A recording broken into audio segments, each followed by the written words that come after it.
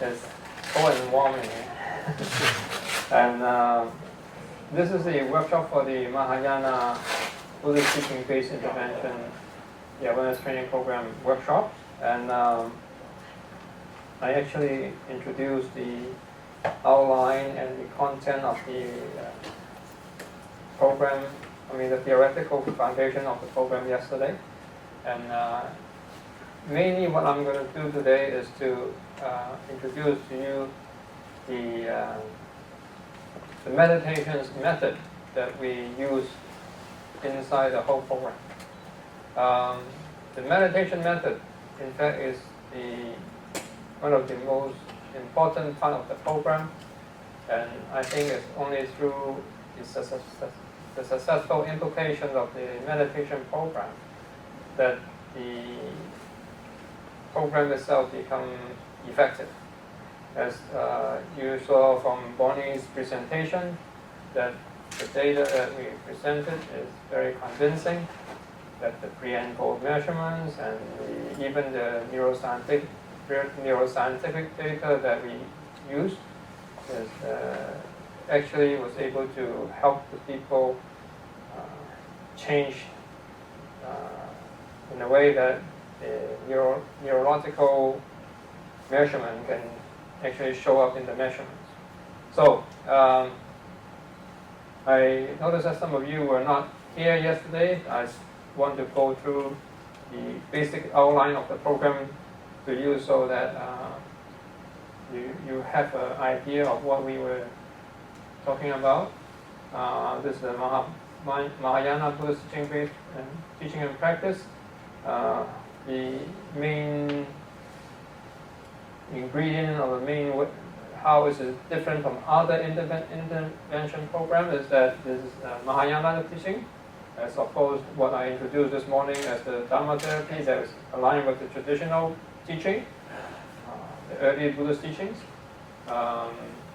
Obviously, you probably know the Mahayana Buddhist teaching is about, the main teaching is compassion and wisdom, and what we are most interested is the wisdom of non-attachment. We talk about wisdom. People usually ask us, what do you mean by wisdom? In Buddhism, the wisdom that we talk about is usually talk about the wisdom that is correlated with prajna paramita or prajna. Prajna meaning the wisdom that is associated with the understanding of emptiness. It's only through the understanding of emptiness or emptiness nature and no self, and this type of wisdom that we call prajna. Any type of wisdom we cannot call prajna, and that is prajna, and why it has to do with emptiness or no self is that this type of wisdom enable us to let go of attachment and allow us to see through all the superficial external forms and understand the reality of things. What do we mean by the reality of the thing is that you see it so that you will let go of your attachment to the form and the concept.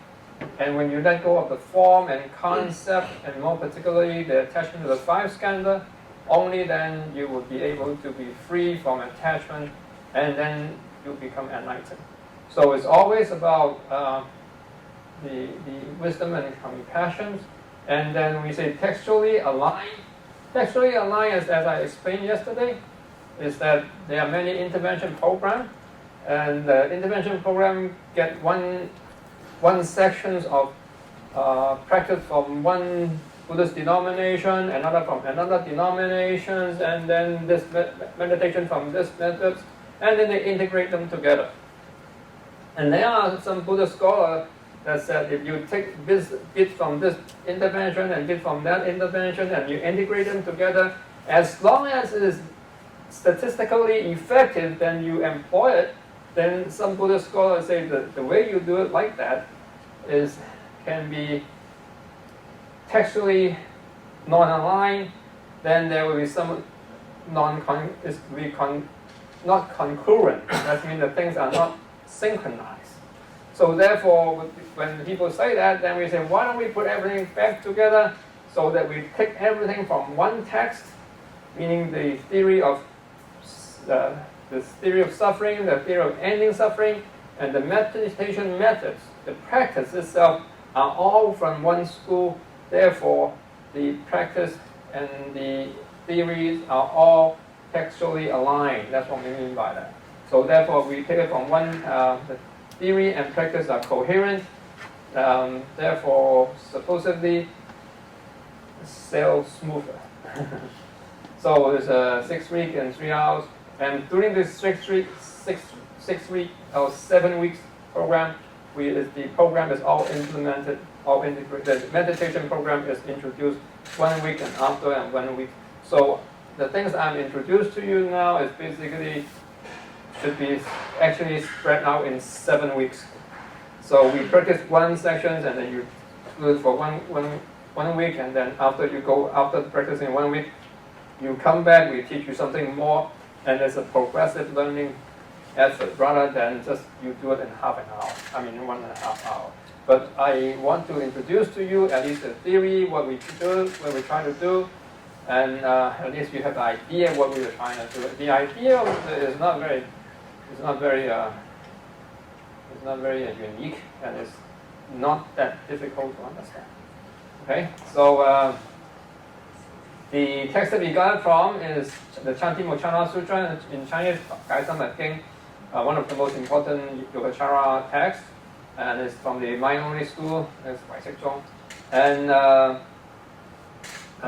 like all Buddhist school, the source of human suffering is the result of attachment to the illusory concept of self, arising from a delusive understanding of the world. Now, the illusory concept of self, the example that I used this morning, how many were there in the morning? Okay. You remember my teachings on the forest and the tree? Okay. We look at the forest, and we don't see a forest. We see trees. There's a bunch of trees, and then we say this is the forest, right? Now, you see my body, and I see my body, and then I also have my feelings, perceptions, and my volitions, and my consciousness. These are trees of my body. I don't see the self. I see the components that make up the self, right? When I see the components that make up the self, then I conceptually, subjectively project an image of self. Like there's no forest, there's only trees, right? There's only trees. But from looking at the trees, we come up with a term, we come up with a concept. This is a forest, right? I see a bunch of people sitting on the floor, and we call them students. And then when there's a bunch of students, I say this is a class, right? I don't see a class, but I see students. Then from the bunch of students, I conceptually come up with a concept. This is called a class. Then I say this is my class. And this is my class of introducing the ATP concept, and we're doing it in Hong Kong. You are, that's really good. But actually, there's no such thing as the class.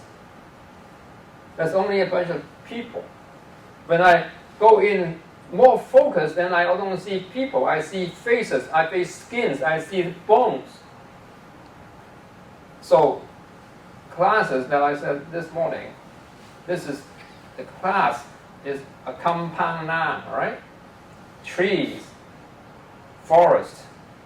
Forest is a compound noun illustrating a bunch of trees, right? Now, a person, a self, is nothing more than a compound noun for the 5 skandhas, right? Okay? And then the 5 skandhas, and from the 5 skandhas, I have a concept of self, and then from the concept of self, I give the self Hin Hong my name. And then I say that Hin Hong my name is a monk that teaches in the school. Then you have what we call the conceptual proliferations with concept building on this illusory concept that we create in our mind, and we attach to it, I have all these experiences. Now, this is what we mean by an illusory concept of self arising from a delusive understanding or a subjective understanding of the world. When we see it clearly, this concept of self is nothing more than our mental projections. But when we have this mental attachment or perception of the concept of self or person or whatever, then from then it proliferates. It kind of go on and go on and go on and go on, and we have value system, mind, your like, dislikes, and all that will arise from that. So the Charitable Sutta say that the cause of this delusion and attachment, from the delusion we get attachment, you attach to it, this is me. I like this. Now this is hardwired, this is DNA program that we protect the self, because only with the DNA protecting ourselves, then we look after it. People add a conceptualized nature on top of the dependent nature, the real nature. So this conceptualized nature is what I was talking about, the Kampana, right? The forest, right? The forest is a conceptualized concept. Forest is conceptualizing. A class is a conceptualized as a concept of a bunch of students. So a class is a conceptualization. And with this conceptualized nature, we get on to a lot of like, dislike. You think about how many things that are conceptualized. A class is a conceptualized, a forest is a conceptualized. What about the stock market? Certainly conceptualized. What about the price of the Hong Kong bank shares? I don't know how many, 85, something like that. Huh? So what is it? It's certainly conceptualized. But conceptualized by a bunch of people, right? We conceptualize putting conceptualized. We build our conceptualized concept in our mind, and then a bunch of people together can conceptualize a lot of complicated things. Like this is called university. This is called University of Hong Kong. How much is the Hong Kong dollar worth? The exchange rate. These are all conceptualized values, concept, and we struggle attached to this conceptualized concept to be real, and create a lot of like and dislike. And then now we'll just say from this, then we should go on and see that. Okay, to overcome this delusion and attachment, the Charitable taught that all phenomenal experience, all our experiences, phenomenal can be explained by qualifying one of these types of characteristics. All our concepts, all our experiences, the mere conceptualized grappling, Chinese 遍計所執性, are the concept, classes, forest, my name, your name. You are a Hong Kong person, you are a Chinese person, you are, all these are conceptualized concepts. And there are many, many conceptualized concepts. You only have been in Hong Kong for 7 years, and you can become a local Hong Kong citizen, you get your 3 stars and your Hong Kong IDs. Then you don't get that. And then from then, you go one step further, is the characteristics of dependent originations. I am Hin Hong. I am a monk. This is a mere conceptual grasping.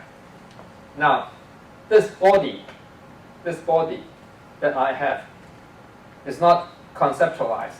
It's what? It's dependently originated. It depends on my bones, my flesh, my blood, my heat, and all that working together, synchronized harmony working together as an interdependent organ. And because they are working interdependently, if I take away my bones or something would happen to my blood, then the whole thing falls apart and I die.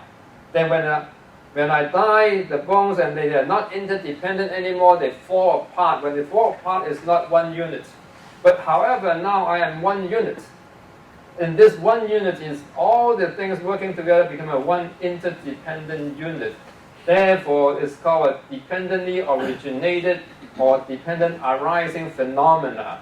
I am one of the interdependent phenomena. This computer is interdependent phenomena.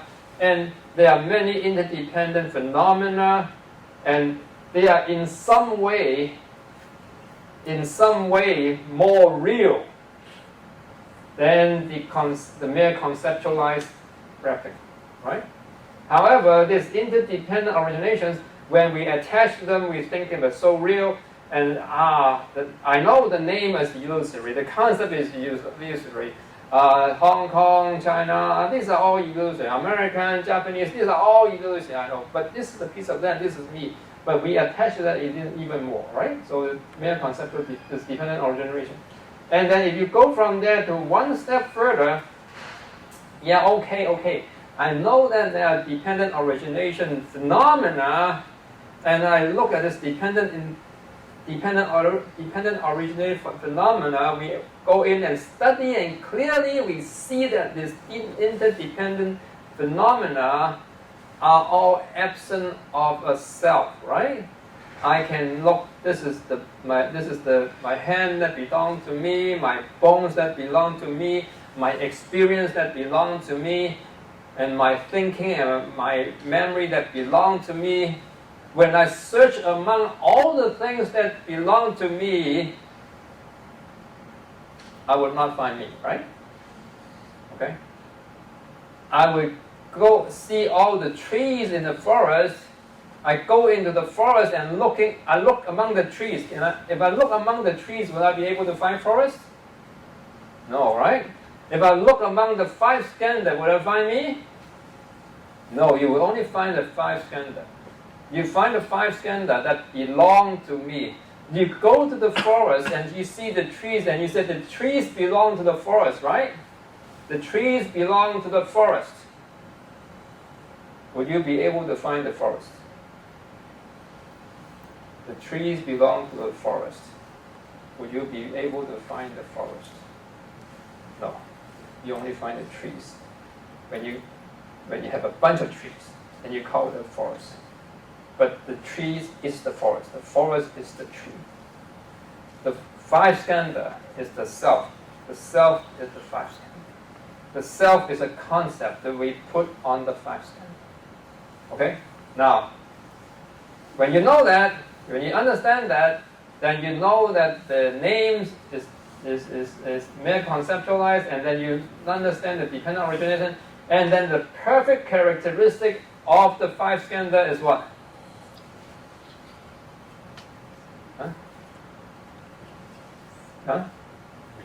What is the reality or the ultimate emptiness, right? The ultimate reality of all dependent originated phenomena is that it's empty of itself. So the ultimate perfect reality of the self or the 5 skandha is that it does not have a self. So if you see that emptiness characteristic or the dependent originated characteristic, you see the reality, the perfect characteristics. So all these 3 are interdependent. So according to this Charitable Sutra, you can observe the whole world from 3 perspectives, from the mere conceptualized graphing perspective, the dependent originated and the perfect characteristic of everything. However, if you look the other way, then you would say the 3 types of characteristics, when examined closely, when you examine the 3 characteristics closely, will reveal the 3 types of emptiness or essenceless characteristics. So you will have the essence of characteristics, 相無自性性. Oops.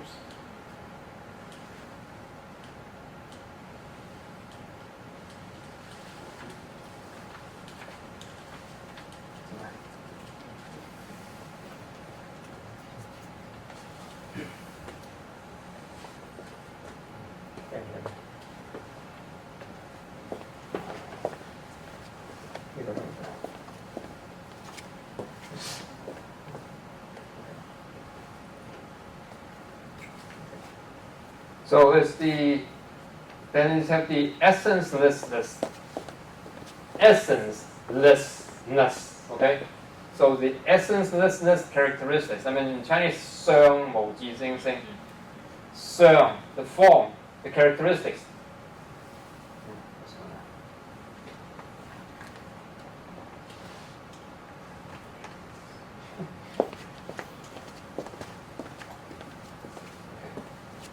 The form has no characteristics. Oh, this is the sentence. Oh, okay. Okay,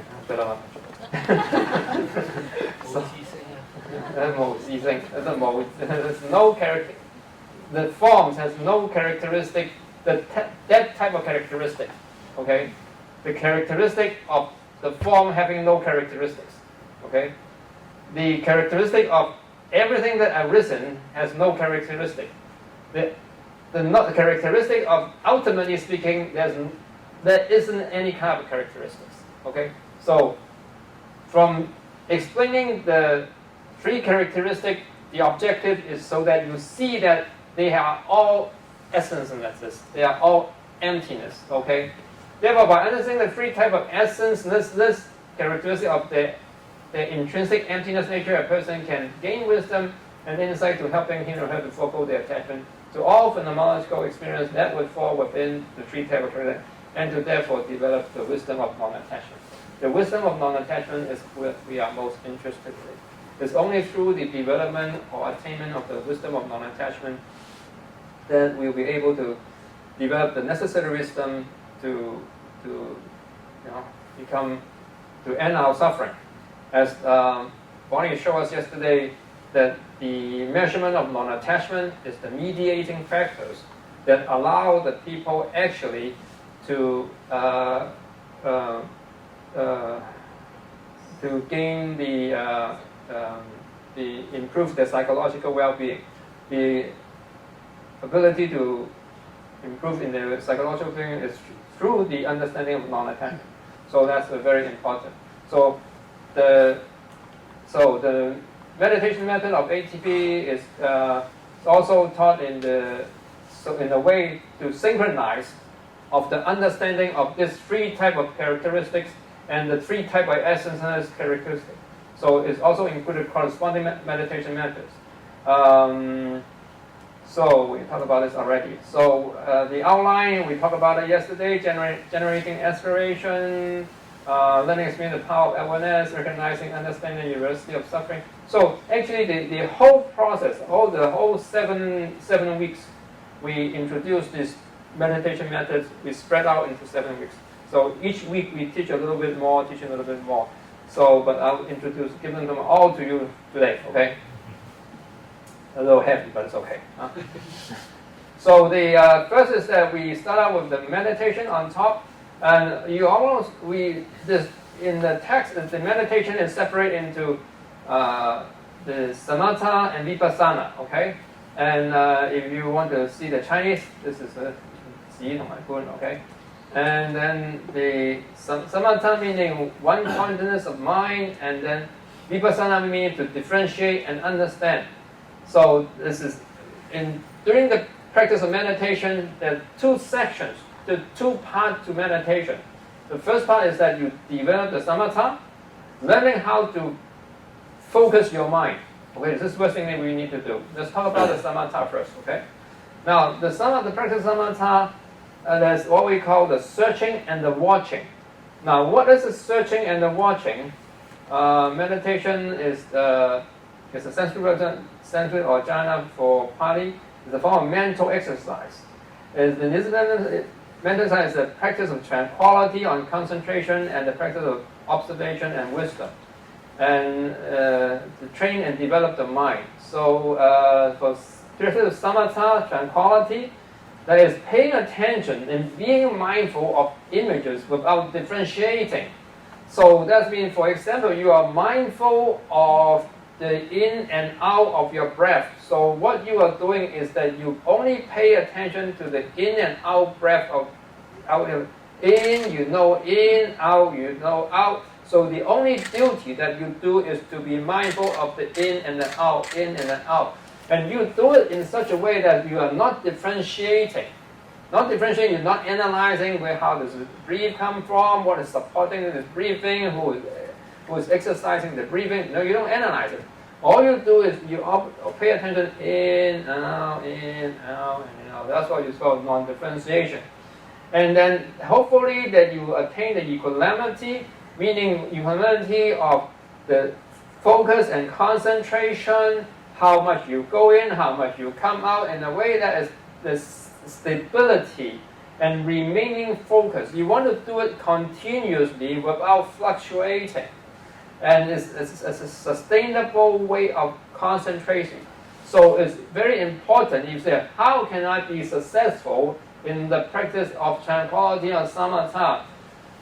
The key is that you are very clear as to what you need to focus on.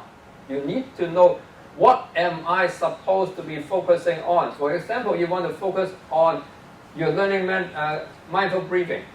So mindful breathing is a term that is a compound noun. Huh?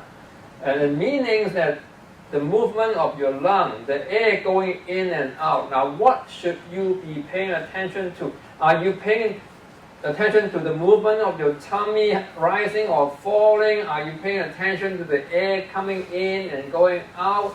What are you paying attention to? You should be very clear. Actually, according to the Satipatthana Sutra, you should be paying attention to the concept of in and out. I repeat. You are not paying attention to the movement of your belly. You are not paying attention to the movement of the air. But you are paying attention to in, I know in, out, I know out. You are paying to the concept of in and out. The concept of in and out, however, is synchronized to the movement of your lung and the air. You should be paying attention to the concept of in, out. No, you know in, out, out. So your mind is only very simply paying attention to the concept of in and out, in and out. However, this in and out is synchronized to the movement of the air. So you want to put that remaining focus, and then the equanimity and remaining focus, and then after you can maintain the stability and maintain the equanimity, and the stability and equanimity is stabilized and continuously for a while, and then after you'll be able to do it for a while, then you would develop joy. The joy, happiness come from you being able to sustainably maintain that equanimity. The joy, which is a very important condition in attaining, to say you are, joy is a very important condition that you say, am I successful in the practice of tranquility? The successful practice of tranquility depending on you having joy and able to become absorbed into the object that you are paying attention to. How do you develop this joy and happiness of both the body and the mind? They come from you being able to maintain sustainably focusing on the object of meditation. Sustainable, continuous focus your mind on what you are paying attention. Okay? So this is called tranquility. Okay? Now observation is the paying attention in such a way to differentiate and analyze. Now you are observing the in and out breath, then you know, what does this mean by in and out? Or the in and out is because of my air. So what is it that doing the in and out is that's my body. What is my body? My body is the five aggregates. The five aggregates, when the five aggregates is interdependently moving, and then I need the air coming in. This I can see clearly and differentiate and recognizing, understanding, discerning, and developing insight. This process is called vipassana. Okay? So if during the meditation, during the practice of meditation, both of these concepts, both of these practice are part of our meditation. This is actually what is taught in the Chanting Mochana Sutra. Okay? So the power of awareness have something to do with the vipassana. This definition belongs to Daniel Goleman, the guy that wrote EQ, and I think his awareness definition, self-awareness is actually quite good. In some way reflect what the Buddhist teachings. It's not self-awareness is not an attention that carry away by emotion, overreacting, and amplifying what is perceived. So self-awareness, that being aware of yourself, is not getting carried by your emotion. However, you are aware of the emotion. You are aware of the emotion, you're not aware of your feelings. However, the feelings and emotion, you're not being controlled or dictated by the emotion. However, you're observing them. Rather, it is a neutral mode that maintains meta-awareness or meta-cognitions. Meta-awareness, that means you're creating a higher level of awareness, higher level of consciousness, where this higher level of awareness of consciousness can observe your own feelings. So have a mind observing the mind. Now, how can a mind observe the mind? The mind can observe the mind when the mind calms down and relax. When your mind calms down and relax, then you can create a higher level of awareness. Then when the mind can observe itself, how am I feeling? What is my paying attention to? What are the concepts I'm using? Overall speaking, what is the mental state of all these components? Is my mind happy? Is my mind relaxed? And do I have a dirty mind? So what does it mean by a dirty mind? Dirty mind is you think about dirty things, having dirty images, and with the dirty mind, and you have all these reactions from the dirty mind. Right? And then we call it a dirty mind. So we have pure mind that you pay attention to the things that are wholesome, pay attention to things that are not affected by like greed, hatred, and ignorance. Then you have a pure mind. So when then you have this higher level of self-awareness, then you can observe your own mind. And when you have a self-awareness, then you can also have self-reflectiveness. Is this concept wholesome? Is it unwholesome? Then you know that you can choose and make decisions. Your ability to make decisions comes only when you have self-awareness. Can I choose my thoughts? Can I decide on my emotions? When you can choose your thoughts and decide on the emotions, then your ability to handle your emotions will be much higher. I'm supposed to give a talk sometime next week or the week after next to the Hong Kong U Alumni Association. The talk is supposed to be about why are intelligent people doing stupid things, something like that. I think this concept arises from why are there professors killing their wives, you know? And then they said, why don't you give us a talk on why are these professors doing these things? Well, the answer is actually quite simple. Quite simple. How do you become a professor or get good grades in the university? It depends on what? Depends on your hard work, and more importantly, it depends on your IQ, right? You have good IQ, you study hard, you get good grade, good paper, then you can become professor. But do you have a happy life? Will you kill your wife or not? It depends on your EQ, emotional intelligence. Can you handle your emotion carefully, wisely? Can you develop and nourish your mind in such a way that is truly creating sustainable happiness? So is that if you have IQ and you do not have EQ, then you do all kinds of stupid things. Okay? If you have EQ and do not have IQ, then you are a good and happy-go-lucky person, that you may have a happy life. You know?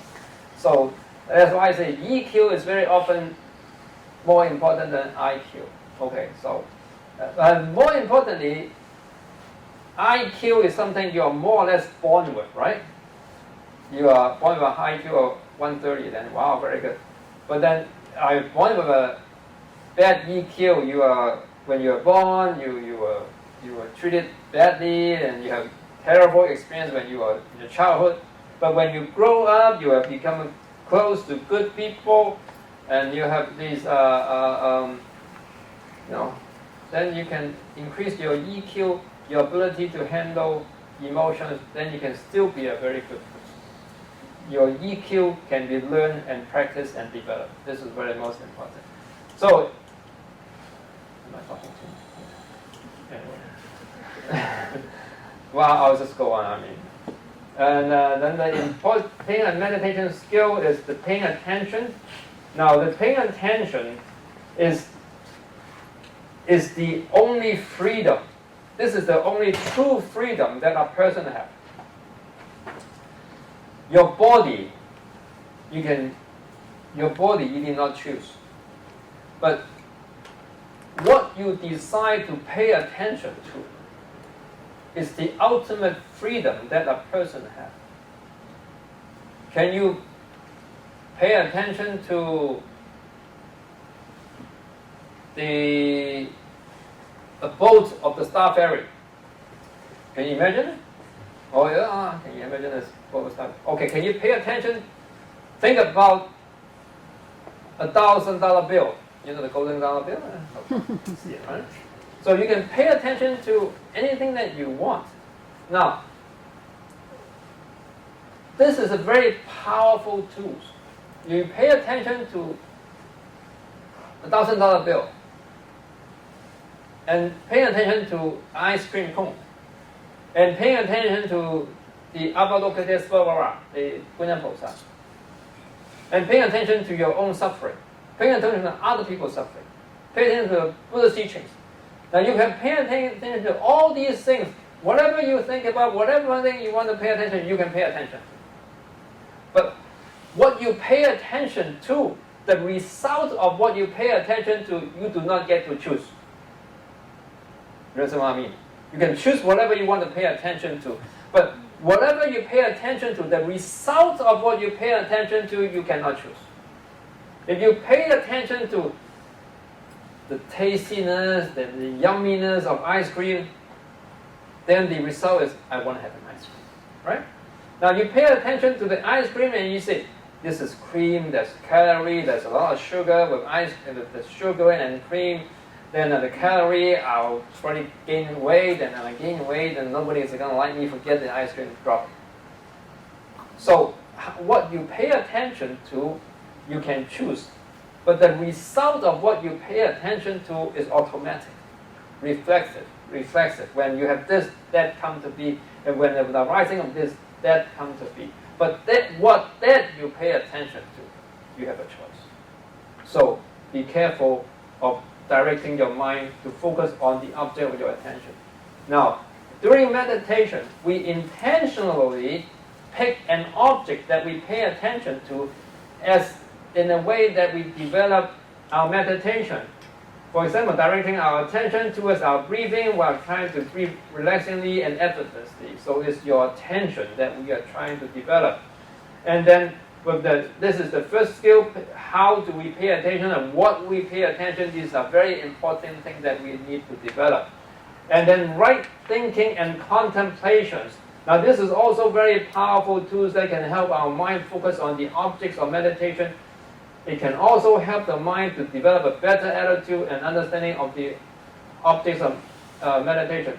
I just said that you pay attention to the ice cream, and then from the ice cream, how you think about the ice cream. Does it have calories? Does it have a taste good? And where does it come from? Is it what's going to lead to? Is it going to have calories? And what does calories lead to me? That is all thinking and contemplation. So how you pay attention, how you think, how you contemplate is all very, very important. These are the two tools that we are exercising and using in the practice of meditation. So, paying attention. What are you paying attention to? How are you paying attention to? and how you think about it. These are the tools that we use in meditation. Okay? And then now, searching. Searching is attempting to focus on one's mind on the object of meditation. Now, first you need to decide, what is my object of meditation? What do you want to focus on when you meditate? So you need to find an object. For example, adjust and balance the intensity of focus of your attention. Let's learn and experiment to find ways to breathe mindfully, relaxingly, and clearly. Now, in this meditation method that is taught by the Charitable Sutra, they do not emphasize mindful breathing. They emphasize on paying attention to Buddhist text. I'll explain that to you later on.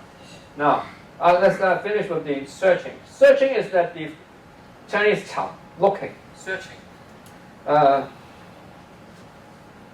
You want to pay attention to or focus on the object of meditations. However, the object of meditation at the beginning is not clear and obvious to your mind. You are not very clear. The object that you want to pay attention to is not stable, is not clear. So first, in the beginning, you want to make the object of the meditation become very obvious, very stable to your mind. You understand what I mean?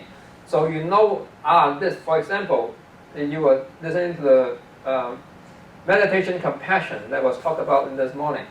Now, if you want to pay attention to compassion, but you are sitting down, there's no compassion in your mind. There's the intention to practice compassion. So you need to pay attention by focusing on something that helps you to induce the compassionate emotions. For example, you can pay attention to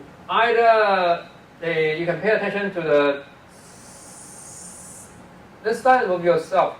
You pay attention to yourself, pay attention to the vulnerability of yourself. For example, you want to send some compassion to yourself, okay? Then you think about, let's say I want to develop compassion to myself right now, okay?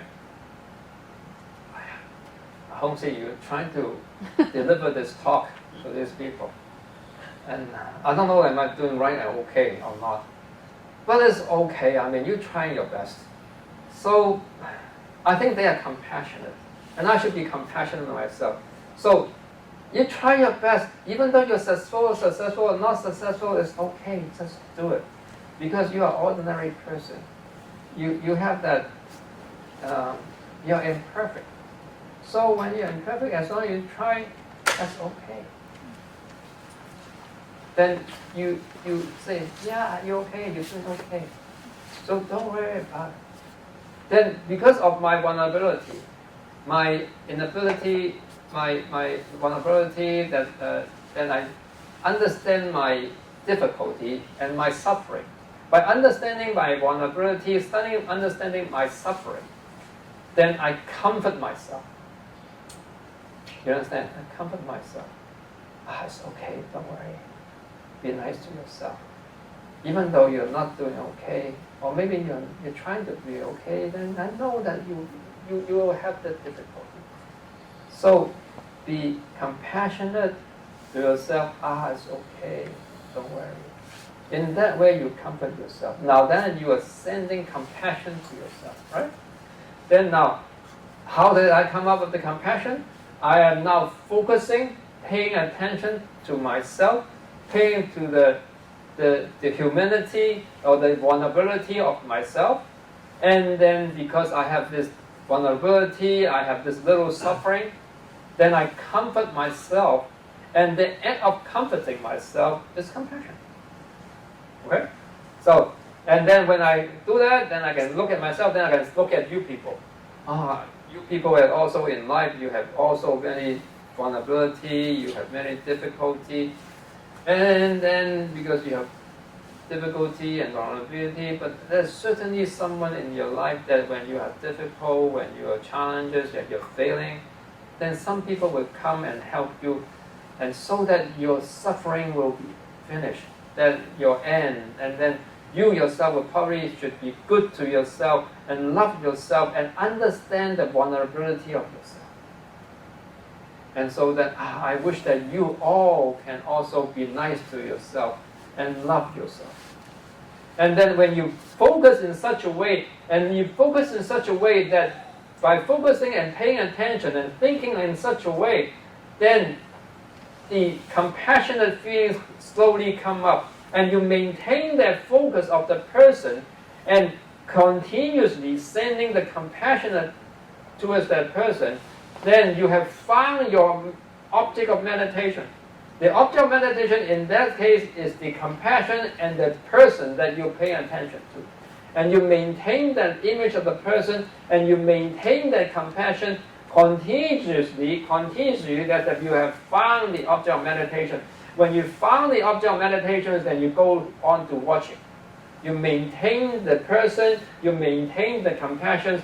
When you are able to continually and balance attention on the object of meditation, the object of meditation becomes stable, and you are continually paying attention to that, then the balance and the attention of the object become your balance. Then you go from searching to watching. When you're searching, the object that you want to pay attention to is not stable. When it becomes stable, then you go into watching.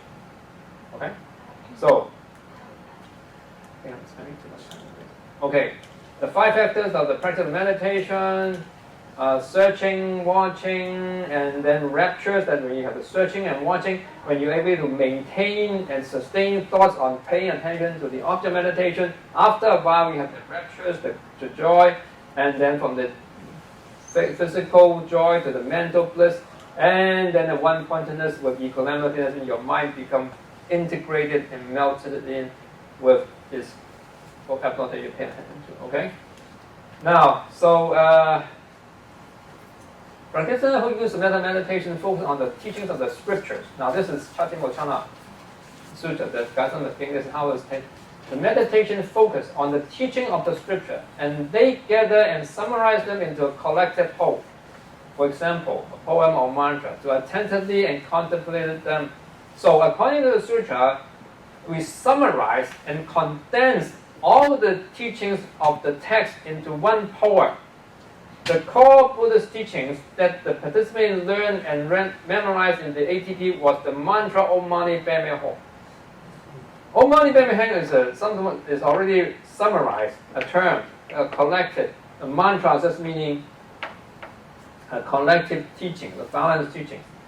And the meaning of the mantra is summarized as follows. The meaning is like this. Om meaning arising, awakening from emptiness, the dependent origination, and Om Mani, the jewels that symbolize compassion, love, and wealth. The lotus flower that symbolizes purity, wisdom, and peace of mind, the wisdom, and the Om meaning the wisdom to attain Buddhahood, so that all being will be free from suffering. From this Om Mani Padme Hum, I wrote it. This is what they memorized. The pearl of compassion is entirely auspicious. The pearl meaning the mind. The mind of compassion is purely auspicious, entirely auspicious. Entirely meaning is auspicious, is nice, is wonderful in the past, now, and future. Is auspicious, is good for the people that receive your compassionate act.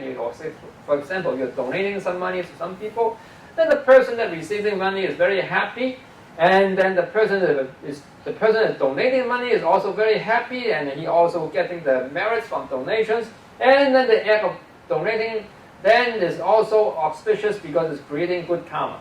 So whatever you do with compassion, is the pearl of compassion is entirely auspicious, wonderful for the people benefiting from the compassion act, for the person doing the compassion act, and the act itself is all good no matter who. Okay? And then the wisdom of lotus cannot be tainted.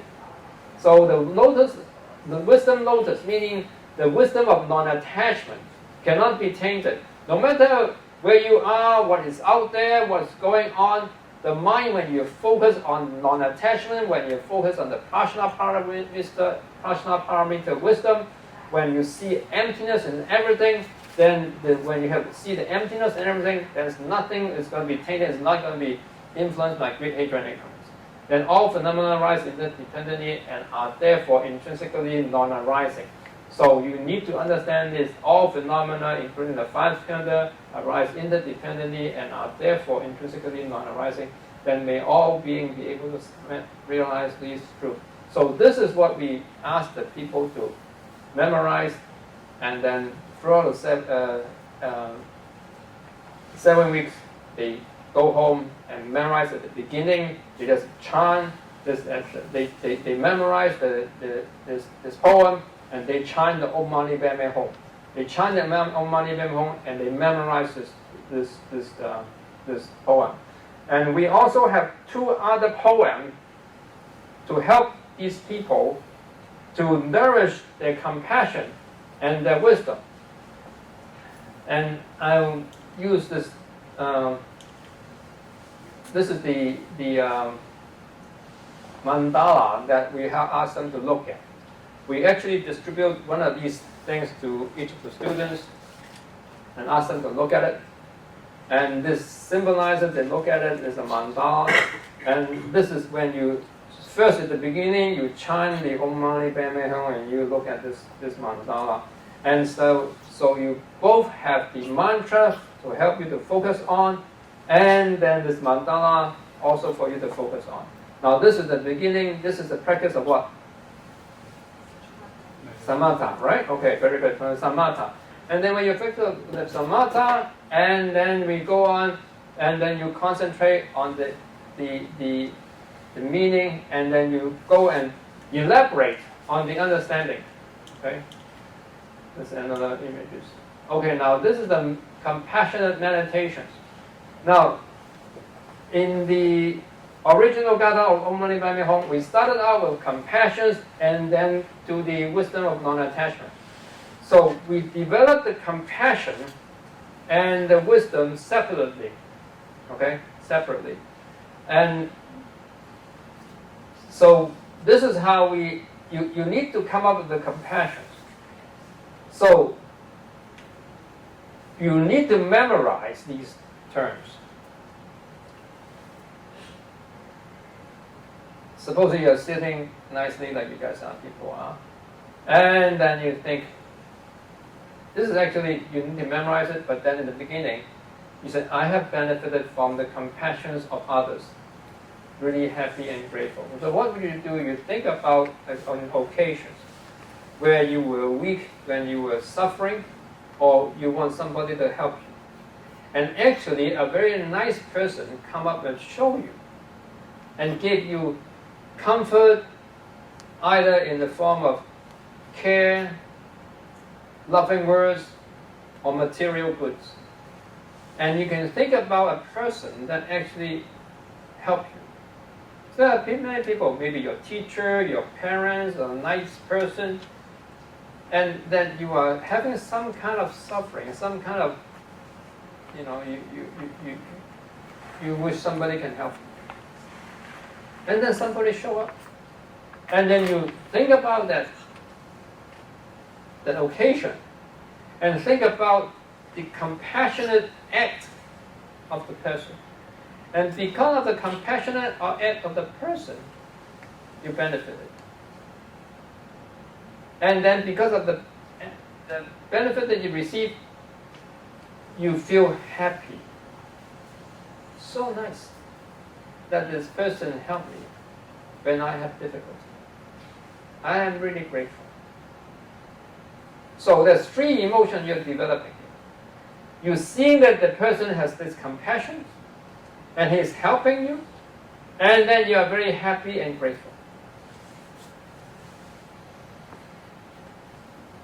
And then, not only that, I have been compassionate towards others, really grateful and happy. I myself also have this opportunity to be nice to other people.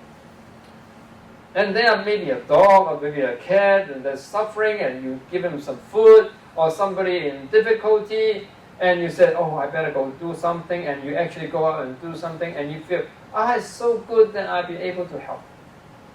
and I look at the person, and he has been actually benefited in some way, very now suffering less. And you are so happy that you are able to help and offer your service. And you are so grateful that you have the resources and the ability to go out and help. Okay? There's two angles. First, you visualize that you are having some kind of difficulty and somebody come and help you. And actually memorize and visualize the person that helped you. And the person is standing in front of you and actually is smiling towards you, and you can even remember his face or his voice and his act. And then you use that face or his act as the object of your focus. And the object of your focus, and then you feel happy and grateful, and you understand compassion is so important. And then you focus on things that you compare it towards other. Think about an incident that you are helping other people that they have difficulty, and then you actually go out with you're actually doing something. Now, from these two sentences, you should be able to develop an understanding that compassion is very important, either for yourself, because other people have acted compassionately towards you, and you have become benefited. And you yourself actually have acted compassionately towards other things, other people. And then you keep on contemplating and reflecting on this, and use the person that you want to focus on, and in a way that the image of the person becomes the object of your meditations, and the image of the person should help you to nourish the emotions of compassion and gratefulness. Okay? This is the first step in the practice of compassion. And then once you are able to maintain that compassion feeling and the intimate, then you can go on to the next.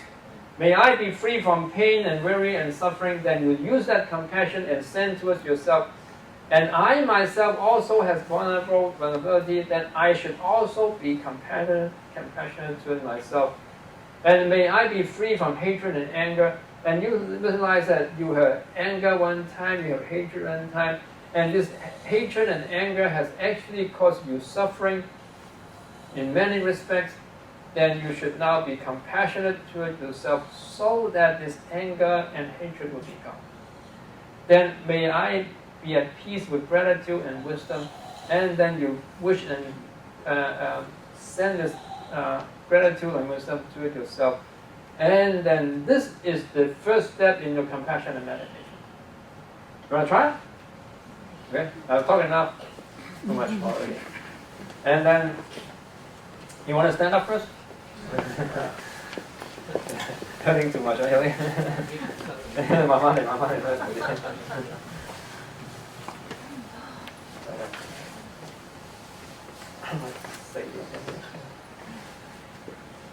While you're standing up, why don't we do this exercise?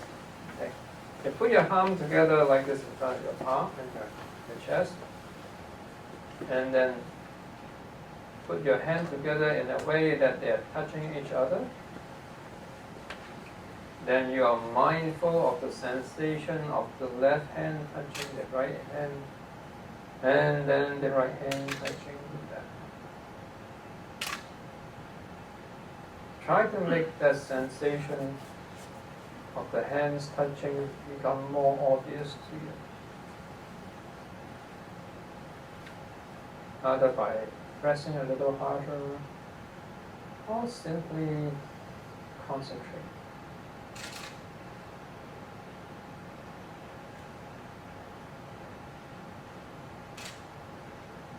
Now when the sensation obviously and stable,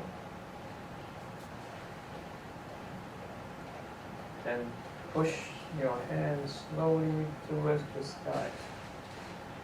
Slowly pushing your hand towards the sky, lifting it up. While you're lifting your hand all the time, paying attention to the sensation. Do not lose your focus.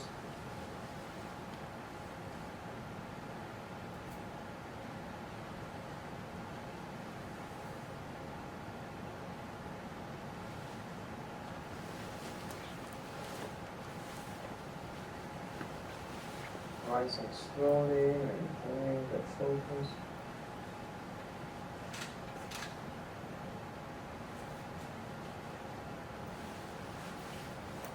It's important to maintain the focus.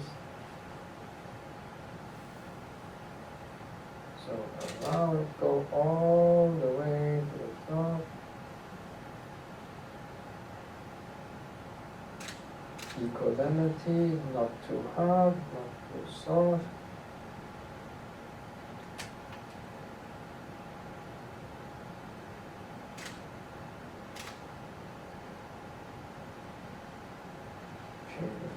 Breathing naturally. Now you can separate the two hands, going to the left and right, and drawing a big circle, and maintain focus on the two palms.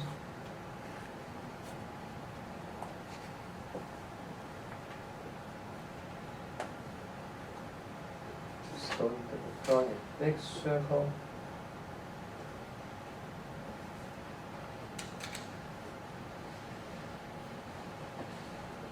Slowly keeping your attention on the two palms. And slowly sending your palms to your tummy. So now the palms go back, focusing on your tummy.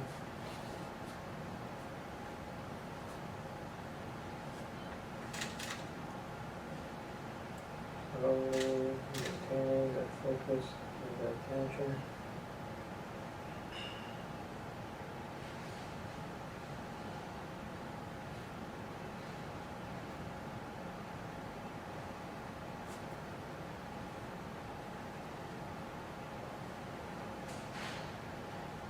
Allow your hand to rest peacefully on your tummy.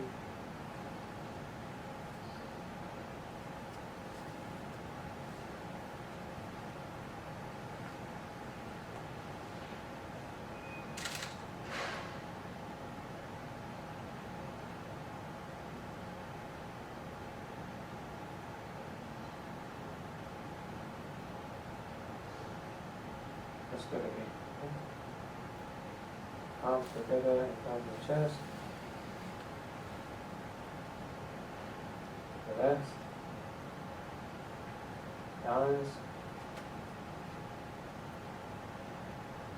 Paying attention to the sensations that the two hand touches. Making the feelings when the two hand touches become more obvious to your mind.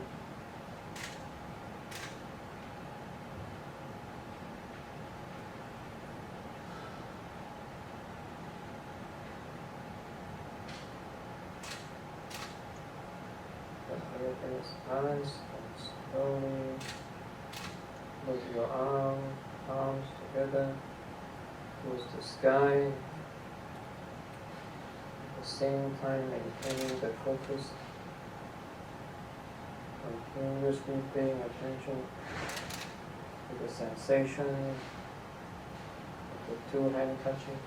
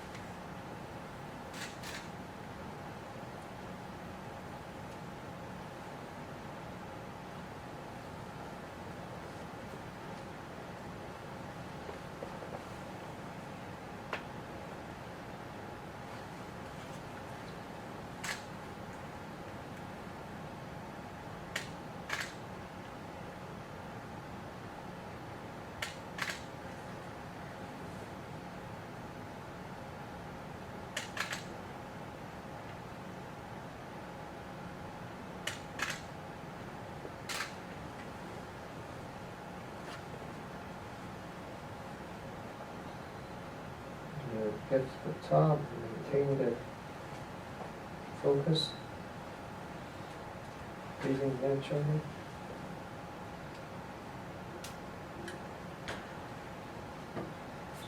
you're ready, you can separate your hands slowly. Continuous attention on the 2 palms, really in your fingers. Drawing a big circle to the left and right in your hand.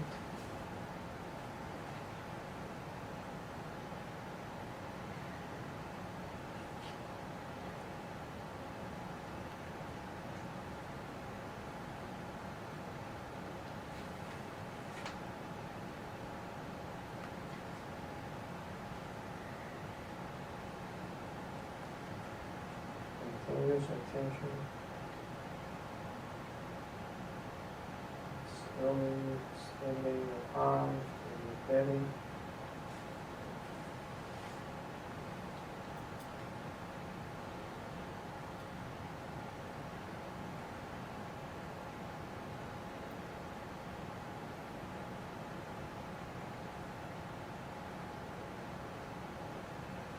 Focusing on the belly.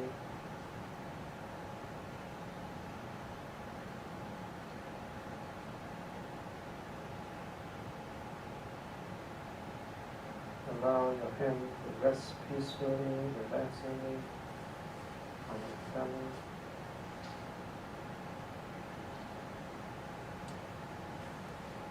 Continue to feel the sensation.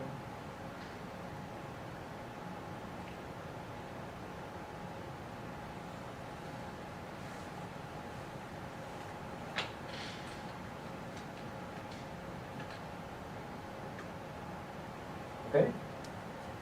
Oh, no, I'm going to sit down.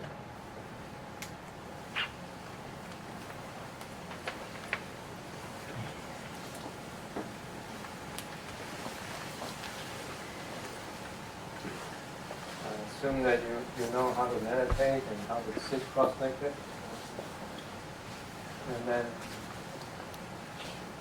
And then if you forget this 2 lines, so again, I have benefited from the compassion of others, really happy and grateful. I have been compassionate towards others, really grateful, really happy and grateful. So, when you're able to use the person, ideally a person that's still alive. Maybe somebody is still alive. And then think about the person, mind, the image, and you can actually remember how he or she has been compassionate towards you and that you were in some way suffering or vulnerable, and because of the person helping you, and you feel relieved, you feel happy, and you are grateful.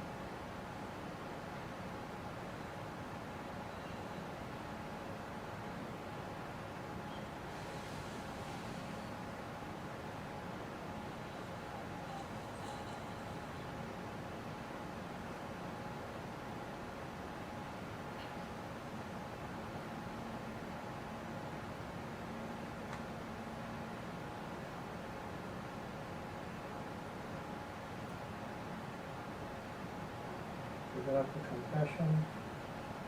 And now send the person to yourself.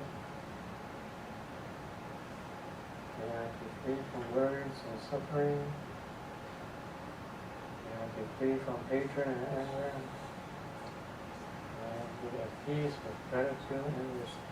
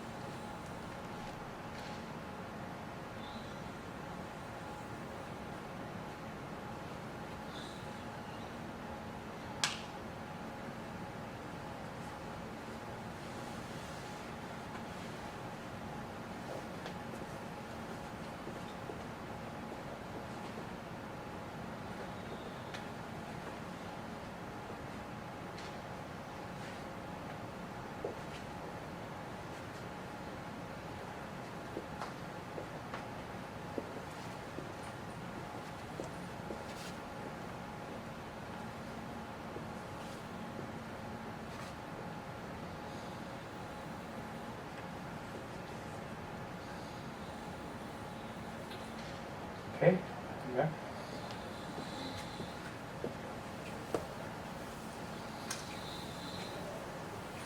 Did you get the idea?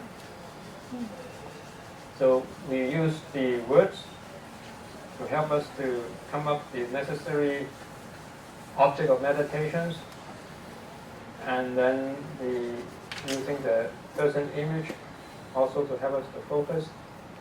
And then when the image of the person becomes stable and that you are able to develop the compassion and the gratefulness, and then when the grateful mentality or the grateful feeling, then you send the well wishes to yourself. And you continuously to do this. When you're doing this, then you using in the bottom you use yourself as the object. So, and then just maintaining the compassion, and so that the compassion is stable and continuous. Then you become successful in the practice of meditation. Any questions?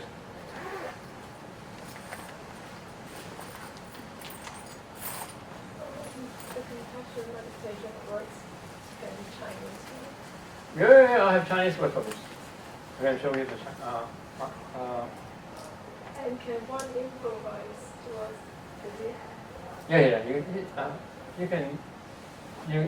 These are just I created it, but it's come up with a poem in.